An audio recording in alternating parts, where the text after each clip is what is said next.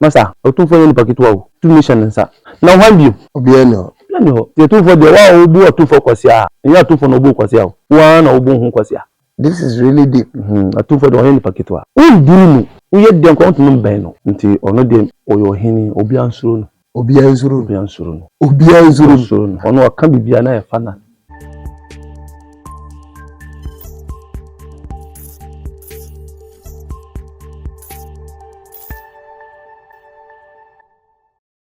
Na me mesenya opani kese bi ewo me nchen ha.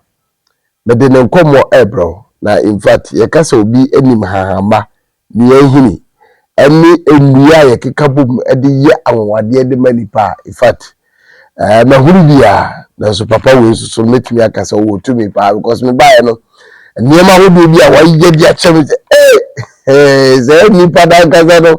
Yagopo nche da be hahama ni wi ahini e ma ye tumi ye wo no enye tumi ketua enti ne ye wa ase ye de nkomo ne ebro abusa for my PM Pru East na ahano opani bi e wa ha in fact onimadu ankasa CSC fa hahama ni ahini enkasa enya de manipa no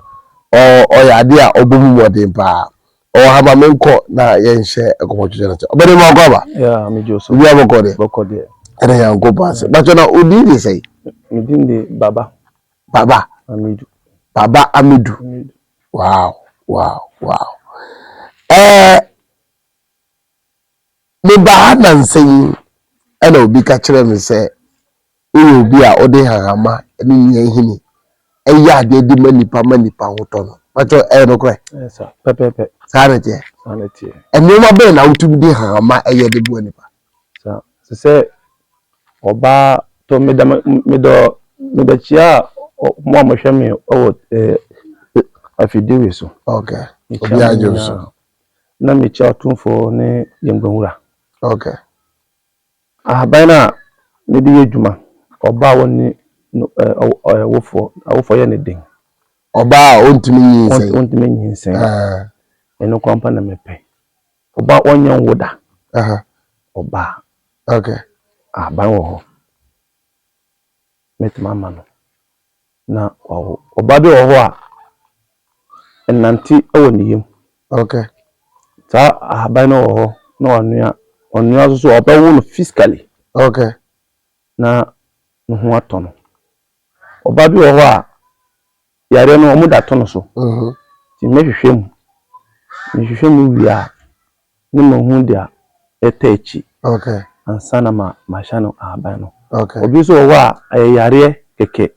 ehye no mu ma odi akọ doctor oda fofa amanfo bebre so amboa na odi bahadia nyame adom ebeyi okay eboa na so wo kasa wo hwehwem no wo ye ehwehwemu manipa ni ye ehwe problem no de aba obi wo a fi asam okay obi wo a ono obi na kuntokwa obi wo a omu di bibia to fom na wakwati aso ena di sa asam no edi tono so edi abra no nti sise ma ye hu hwehwemu ansana okay ma hu dia ekoso okay ti apart from you no dey bio na se nipa de ba oncha wonam hahamani ni ehine so tim de boa sa eno obi wo a wawo ba akwara no endane akwara no wondane se ase ni nye di otia na otia won sesa obi wo a sa akwara no odi ba mi ho a no haban a medware no okay akwara bi wo zo a oye kokko no kokko no e won haban me de be ye na akwara no adane obi wo ma akwara no na akwara brem no obi wo a sa na modware akwara obi tumi fa ho no mo se akwara okay da bi awu dware wo ba no o dware oba no de wo twa mitimi se no yes otumi se no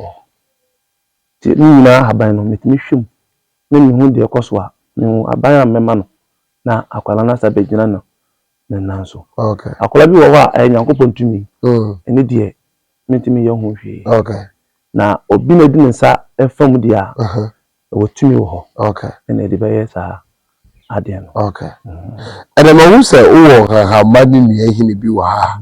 na be pese be de ho nkomo kaka yibia maako ne kire de wutumi ede ye minu se ha ma dos me ba na wo bebri wo makakra bi no yi ba na wo pese wo de kire ma o mo hepoko 1 TV be hunu sampa sei enete ye nu nkomo baako we no do onye woda de woda na wo pa wo zo wo onya sa abanwe yawe enna me di bi beka ho okay na me da ya ma no onko try ba obi wa o te do ti kari zero wa ko hospital agwa o me ira wo aware 3 years 4 years 5 years ebu ma o ya yo no kwa na e ba ko yo no kwa na e mienu yeah bebre mabo mo sa bebre mabo mo okay na nsai ya kra sister bi baye onyan wo bada ni ira war mienu aka no mo nyina wo nikura war mienu o ma wo nkola mienu ko de ona peni so na matema ama no so sister mi nyimpura onyan wo ye wow onyan wo ye na wa na wonyim so ka ho na nyame adum obawo afa ne ba anya no so aka ho okay oni bema na nja no onya botratra bema no okay nto chinchin sa okotamali bole bombo sa do nyina o se amwa no okọ pastor mo ho o pastor mo jinu sika sa amwa no ntimi ye hwehwemu ene ma ho se hwe ni ho na ayika krabi na si kwan okay ni ye sa mamre no no a ene me ma na duro no sa na obekwa ye no pepepe oya no so a aye ma twetwa me honam nyina ene me hihye duro okay nti sa huhumu a ebetna no so eji oni bema no osuo ni nyina no sa huhumu no afri no okay o twetwa so a obohu dia ekoso okay o da foma o ontmenda na huhumu na etna so sa no okay wow eti obi bu sase eya na enua ne keke ne tinye sa nwade na tumi bi ewo so na 20 timi tumi bi ho eti enye enua ne keke tumi bi ho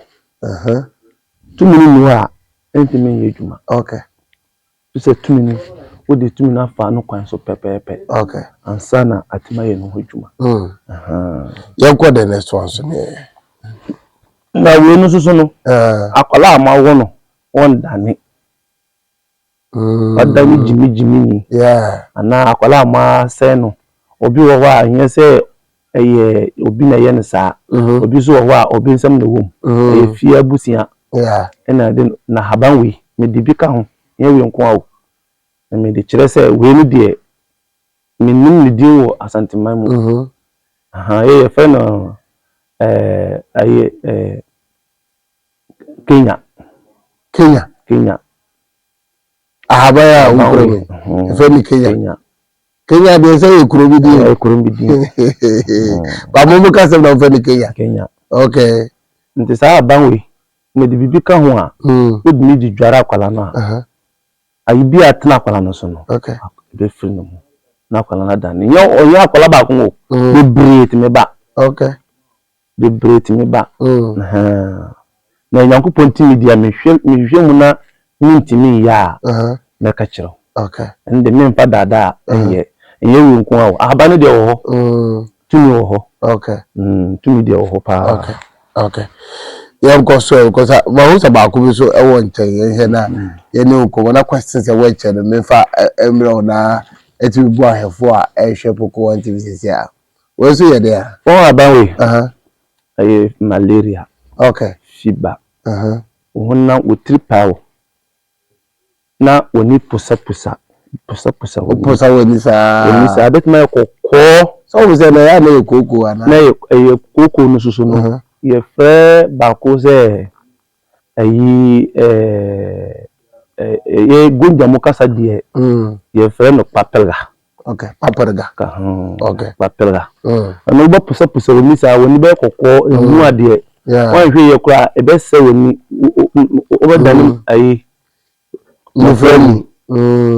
biom obi wa tun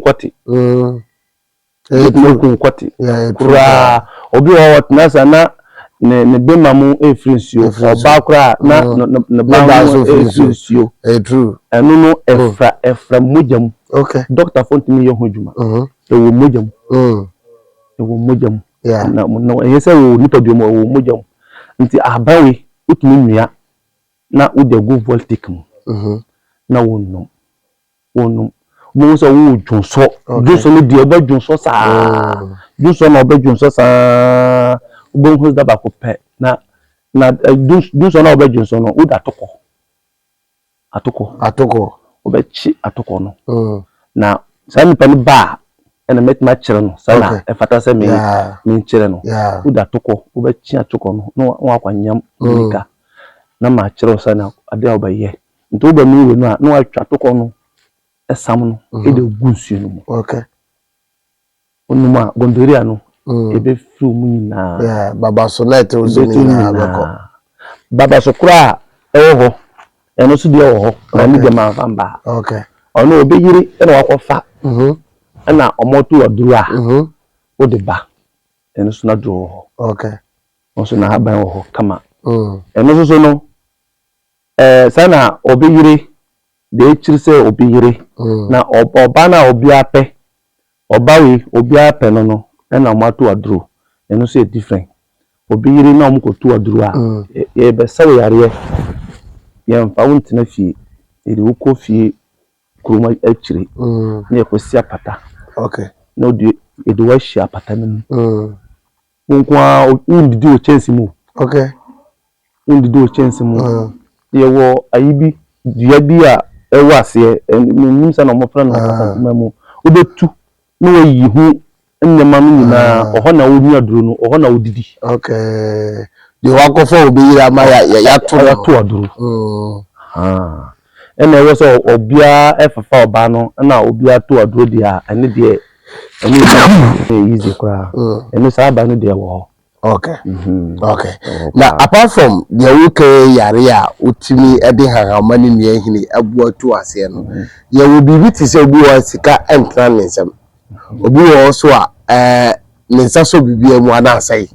obi wo no nko a obi adwuma o ye no nko akoye bia na ya basa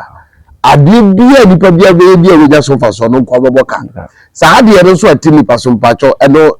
ye beka de se bia nya fisika yare but eno so no nipa nde ba ha wo ho kwai so betumi atu ase everyone yes eno so timi wo eno so timi wo obi wo a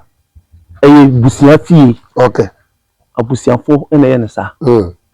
obi so wa onye sika no onhwe abusia no wadani na chi ama abusia woni pe bia wo wiase na wanye sika onhwe abusia so tumi town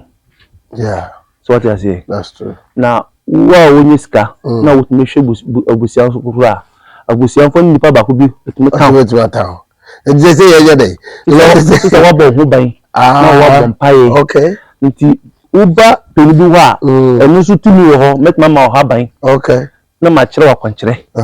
na obaye na oba ho ban okay so na be ya obia ntimi enyo hwe okay nesa wa ha kwa so nipa bodo ho ban wa ai nipa bodo ho ban wa obi atiba bi na opeso oye na so osewa onye adwuma enye adwuma kura enu sa tumi ni wo ho okay obi so no won ti ase won try no hwe no hu de beba no so se mi de me nko minute ho tumi bia wo de beba bia no hwe osa obi aponchi wo chichire no na okwasane na owepene da bi ompene ompene da na wo tumi nu enche mi de no a ono obaye de ene so sorry yes nti obi chichi na bichiri na wo kwasane dia wompene nti sa tumi ni de uchicha biche na mu so oboku no dia meje no o dia no ya na meje no ale beto asepa so ta se na meje no okay memma no won se sa nipa no okay mempene sa dia okay enti se wo se bi obi ewa abusuam na hohom bi e sori tia no opeso o sei no na ba dia wo ya mempene okay ene de mempene na menko na wo ba me nchendi a no inshallah bibia be da hot let's say to me na no hye o ana atu mi de na no hye ano hye pa mi de na no hye yesa meka no wa no keke debi okay na nka ma no keke tu mi de wo ho tu mi de wo ho oba wo onya wofo onya kwala onyin seda ono mbra na nipa amasem no osikasem oba mehwe wonsem osa lai we no lai we mu no ona mehwe de o edi wechi bia no ona meka kiro wonsem si ona meka kiro asem nyina de odi wonsem unya oye dwuma askane ehye oho nyina na aha na mehwe maka kiro wonsem nipa bibia wɔ ne nsɛm nipa bibia wɔ ne nsɛm to hwɛ ne nsɛm a so hwɛ ne nsɛm a be woni bibia wɔ so bia wa ka kyerɛ o sa ti sa pan wi de nipa humi nyina bibia wɔ nsɛm okay bibia wɔ nsɛm oba betuma yi bibia kyerɛ aka kyerɛ wow wow the number na da so no fa dem na twetwe komo on some say ohu some say ya obetuma ka de ekoso nyina de akyerɛ na enye saa keke enko anti na otia na mu se problem bi to say yare ya bachobra haba ni de obetu asete me ba yi mu gofo ete ha ebidu di asede ba ebidu so beje edra correct hey baba yi Ubapru East Arrest so wajiri di papa na emma mu pa award ya obugo ha chapo a obi e pese de yefunu bebie na wanya ebatum na ono so asere bi timisre wa ahaw ne amane de donso na so ye wu fam bia no papa yi de ha ma bia hiri ebekeka ne ma batu ahohom ase apamo mu nyina ama wo so asoma dwoma de wo pe no watumi ansaka ama bibia so tumi aka obujafo ye mbe na ye bre na me no we sha se no busa so hot se no o chia odufo e na o chia gonja hene na mu kasa bia odufo me tia se se untia se atufo no o ye nipa hu brase obre no ho ase ono susu na ye peni awo Ghana man David Ghana your president. Na president no wabada tu ohene. Okay. Ghana president no wabada tu something hene. Okay. Wabada tu yengbawura. So what you say? Nti aye amay asemunti na yentimi nka. Yeah. The otoso ayo tu for say tutu. A otoso mi. Nti ono de oyo hini obi ansuro no ono aka bibia na e final okay ono aka bibia na e final okay obi ansuro no wow oyin ni pakitwa o oyin ni pakitwa masa otunfo oyin ni pakitwa o two nation atumfonsa na wambio wan obiano wan obiano ti tumfo de wa obu atufo kwasi a enya atufo no obu kwasi a wa na obu hu kwasi a really this is really deep atufo de oyin pakitwa oyin pakasi so oti ba bi na so obu atufo kwasi a wa na obu hu kwasi a undunu uye de nko ntunu ben no undunu ben no o prayer so be kase undunu sati de no nya wodia de bia wotena no nya wodia okay obedanya president ko wanya ho president di bia no on bru ho kwa onye asante hene debi so tieni se president die on bet no tuninde 4 years pe na two for so ai yentuno wotuna tunu David wotuna kwahin this what do number yanko pa be frɛ no yeah asa this is deep baba me na wase na memba wuri se papa ya otie the 2 year tin so na wo ka asem bi se wo so otie ase denum ade am pese wuri pa fa papa wo ni se ohani amane se yare pa na to so aha ma ne de oyemu champion o de ba o ka we bomu a o de manova bia wo bia sha se de ye adwuma se yare ni be 2 one time wo woni bi se ya wo mu yare se ya ho na wani yare ni nyina abeko afeso spiritually nyoma bi ediri tia nyoma ekoso tia wa fa na frɛ no na wote asa no wa ahohum bebre su tumi se obeboa wo na o hawo e de abane no etwetwa ene na etwetwe nkobo na obeboa wo kwan bi apeso oboa wo so na so akoma toye maybe ede ko poko one TV ni first time you subscribe like it, comment it, na share me don pa share more next video.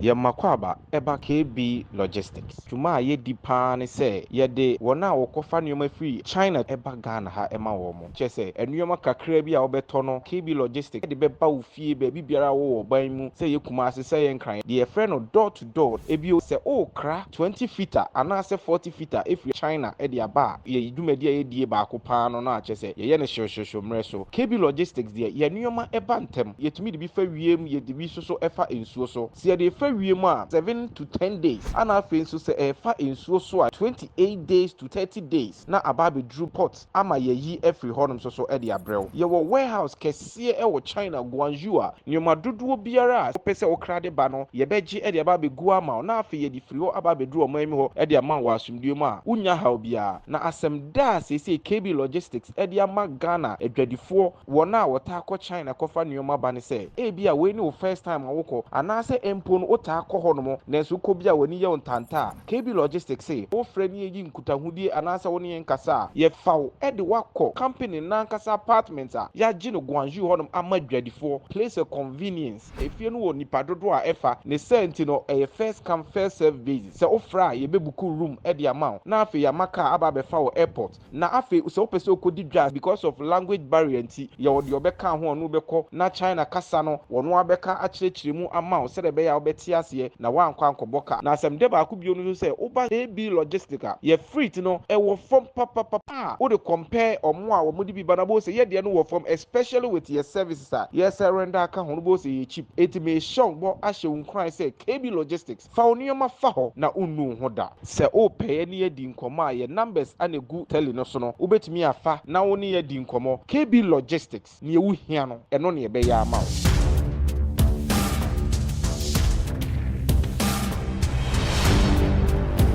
One TV.